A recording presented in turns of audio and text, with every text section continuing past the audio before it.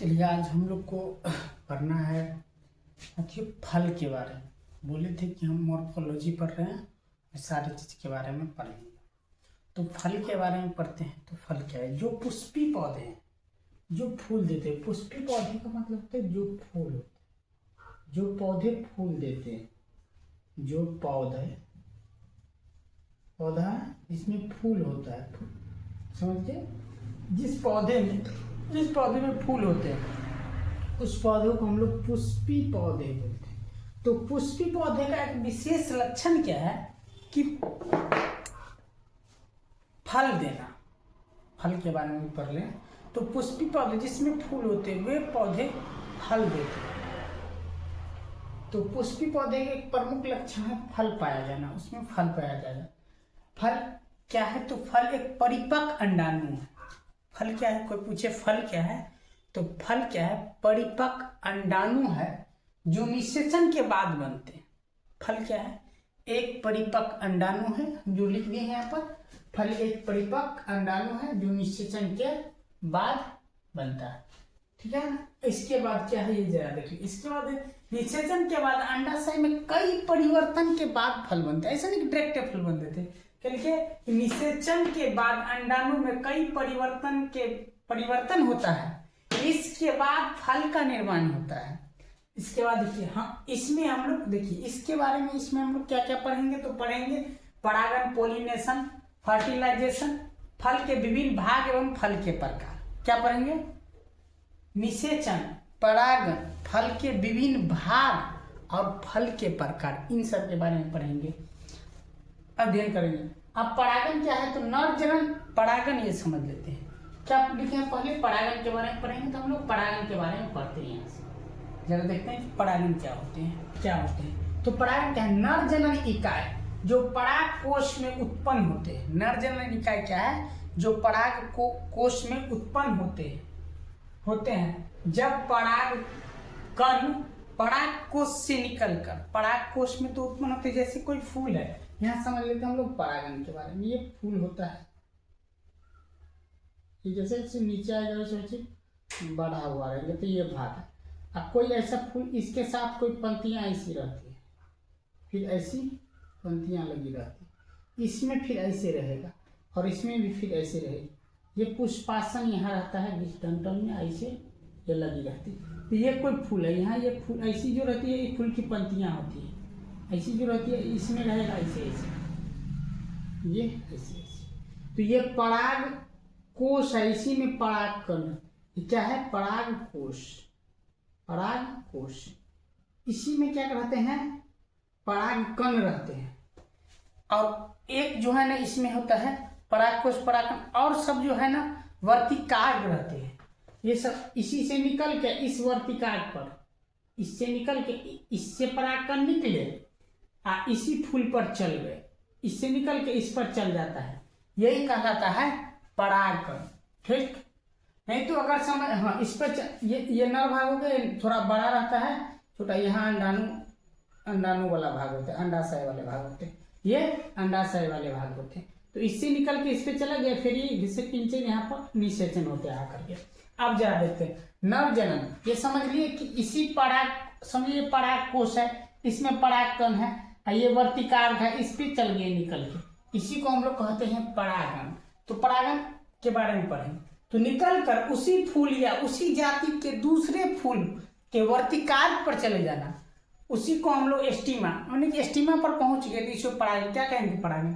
नर, जो नर जनन है, नर जनन इकाई होते हैं, इकाई जो पराग कोश में उत्पन्न होते हैं। नर जनन इकाई कहाँ होते उत्पन्न? पराग कोश में उत्पन्न होते हैं। जब पराग कण पराग कोश से निकलकर बाहर निकलकर उसी फूल या उसी फूल के दूसरे, उसी फूल है या उसी फूल के जो जाति है, सेम जाति है, दूसरे फूल के वर्तिकाग्र पर पहुंचते हैं। इसी क्रिया को पहुंच जाना या पहुंचते हैं, इसी क्रिया को हम लोग परागण कहते हैं।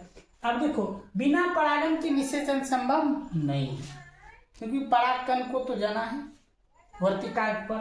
अब परागण में क्या क्या होते हैं? पोलिनेशन, जिसको इंग्लिश में कहते हैं। तो परागण कैसे संभव होता है? तो फर्टिलाइजेशन, चेंज इन ओवरी, इसके बाद फ्रूट। तो क्या होता है सोच रहा देखिए, परागण क्रिया में क्या होता है, परागण इसमें होता है निषेचन।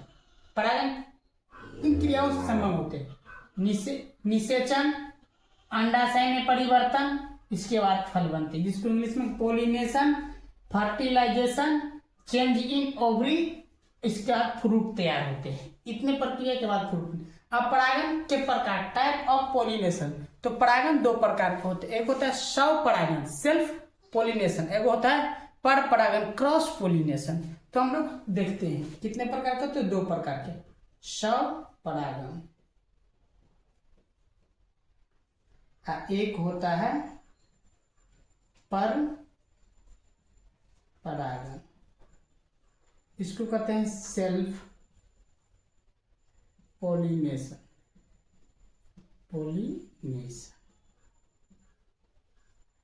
इसको कहते हैं क्रॉस पोलिनेशन।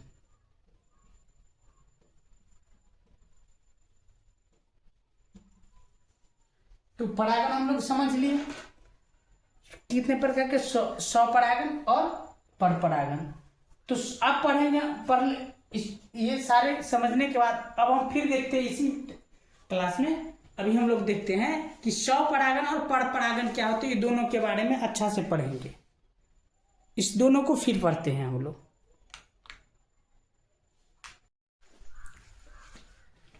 तो हम लोग परागण दो प्रकार के होते हैं, वहां पढ़े थे, दो प्रकार के होते हैं। तो लिखे स्वपरागण और परपरागण। अब देखते हैं स्वपरागण किसे कहते हैं।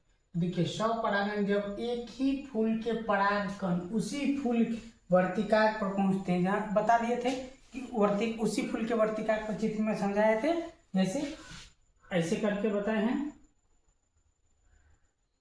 समझ लीजिए ये पत्ता बन गया, ये भी पत्ता बन गया और ये भी पत्ता बन गया, ऐसे ये फूल हो गए और ऐसे ऐसे रहते हैं।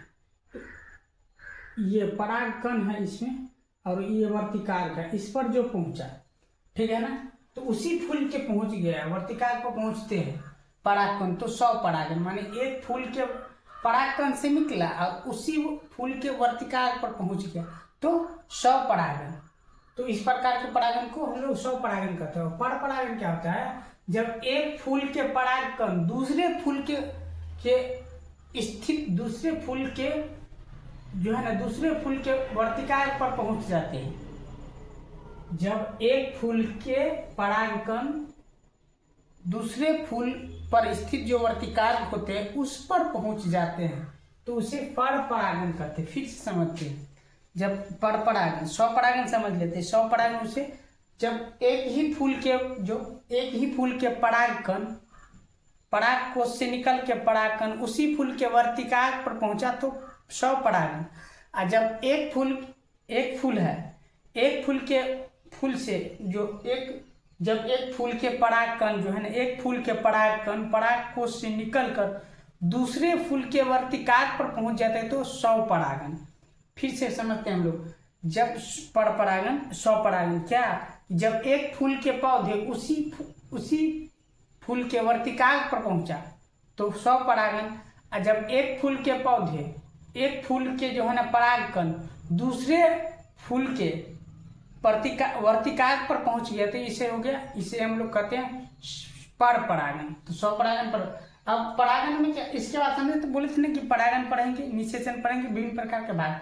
अब निषेचन हम लोग, निषेचन दो प्रकार के विभिन्न युग्मजों दो प्रकार के विभिन्न युग्मक जो है ना, युग्मकों के संयोजन है, कॉम्बिनेशन की क्रिया को हम लोग निषेचन कहते हैं। इसमें एक नर युग्मक होते हैं और एक मादा युग्मक होते हैं। ये नर युग्मक और मादा युग्मक निषेचन में दोनों भाग लेते हैं। निषेचन मानव में भी होता है, स्तनधारी जीव में भी और अदर जीव में भी होता है निषेचन। सब में निषेचन की क्रियाएं अलग अलग है। जब लिंग अलग अलग शरीर या वेष्टि पर रहता है तो वे नर और मादा एक साथ मिलते हैं। जब एक ही शरीर पर दोनों आ जाते हैं तो फिर उसमें निषेचन दूसरी टाइप से होती है। तो निषेचन में नर युग्मक एवं मादा युग्मक दोनों भाग लेते हैं।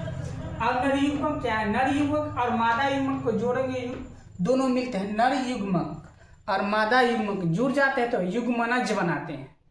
समझ गए। युग्मनज क्या है? नर युग्मक और मादा युग्मक को मिलने से युग्मनज बनाते हैं। अब द्वि निषेचन समझ लेते। द्वि निषेचन आवृत्त बीजी, द्वि निषेचन आवृत्त बीजी पौधों में निषेचन 2 बार होता है। एक बार तो क्या होता है, केंद्रक उसका सेकेंडरी केंद्रक होता है, जो है ना संयोजन करता है, और एक बार नर युग्मक संयोजन करता है। क्या? एक बार नर युग्मक संयोजन किया। नर युग्मक किससे? अंड से, माने अंडाणु से संयोजन किया।